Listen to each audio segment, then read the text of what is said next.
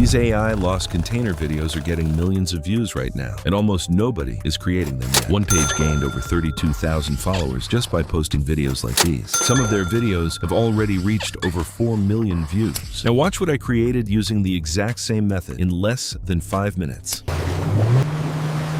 No expensive software, just ChatGPT, Meta AI, and CapCut. Let me show you exactly how I made it. The entire process takes just a few minutes. Let's get started. I already prepared every prompt for you. You can download them completely free from my Telegram. Paste it into ChatGPT. Within seconds, it generates 3 complete story ideas. Simply choose your favorite story. I'm going with this one. Next, I asked ChatGPT to generate all 3 image prompts. Now I simply generate all 3 images inside ChatGPT. Once the images were ready, I asked ChatGPT to generate 3 animation prompts, 1 for each image. Next, open Meta AI. Upload the first image. Paste animation prompt 1 and click Generate. Repeat the same process for image 2 and image 3 and click Generate. Once everything was finished, I opened CapCut. Import all 3 clips. Arrange them in order. Add smooth transitions and export your final video. A few moments later, this was the final result.